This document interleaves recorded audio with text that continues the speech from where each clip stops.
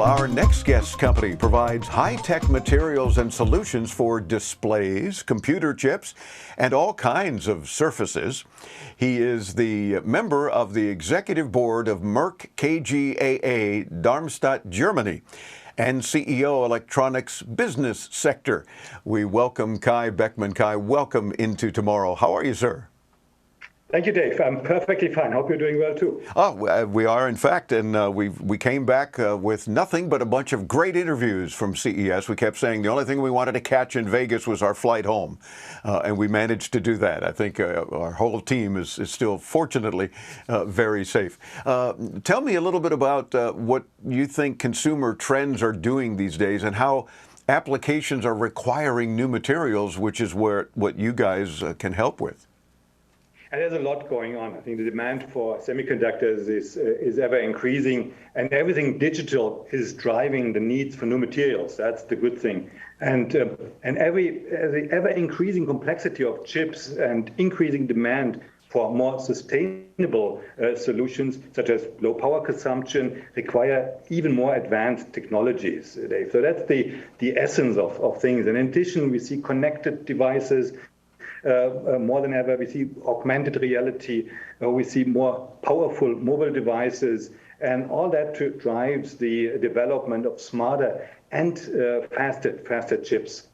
Over the next decade, we will see even additional technologies, quantum computing, neuromorphic computing coming up with impact on society and on individuals at the same time.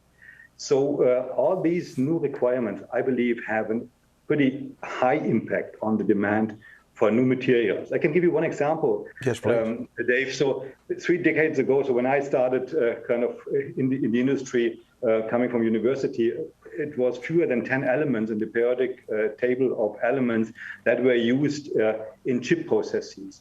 Nowadays, we talk about 50 to 70 of the elements of the periodic table that are required to drive new technologies in the semiconductor world. That's a very interesting stat, because I had no idea that that's the case, but also very important. We hear a lot lately, too, about Metaverse. You know, we've been talking about that on the show for some time, and then, of course, Facebook's parent company became Meta as all part of the Metaverse. What are some of the future applications that you think we can expect?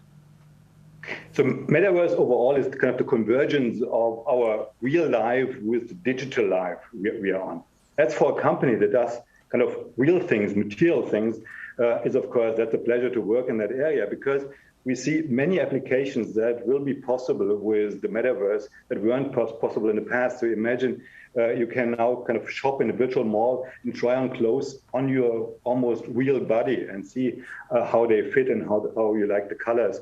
Or in the medical world, you can do surgeries with augmented reality glasses, where you see kind of stats from your body at the same time, understand the details as a surgeon. So all that is possible. Or we talk about kind of hologram-like technologies being used into converging real meetings with virtual meetings. So you could sit right in front of me in that setting, Dave, rather than being on a screen. So that's possible with the Metaverse. And in the CES, we saw wireless wearable vests, for example, that were introduced to connect your physical presence with the Metaverse. Wow. That makes you feel you're kind of part of the digital world as kind of the real person.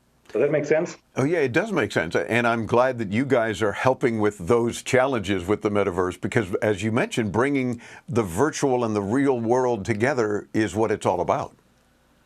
That's absolutely. And there's, of course, a need to have kind of lighter weight devices, and you need more power efficiency because you don't want to connect to a power source always. And that at the end drives the need for more sophisticated materials.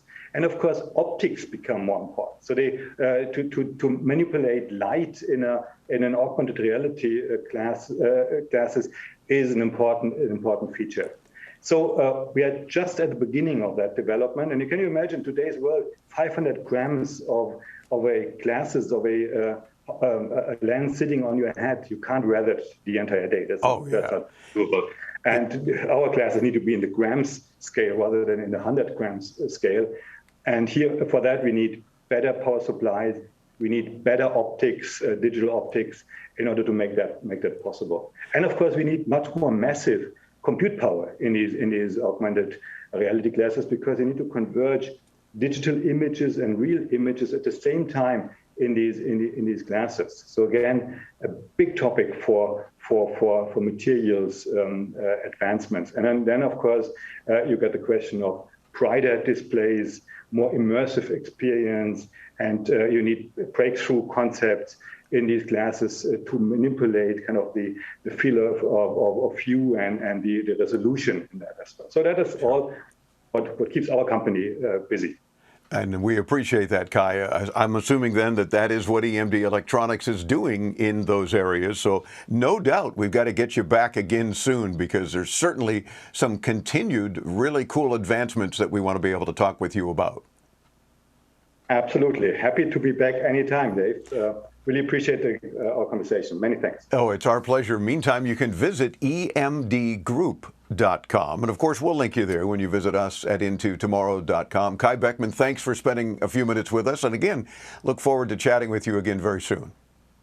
Thank you, Dave. Appreciate to be back at any time. By all means. From Germany and now back in our Miami studios, I am Dave Graveline. Stay tuned. There's much more to come right here on Into Tomorrow on the Advanced Media Network.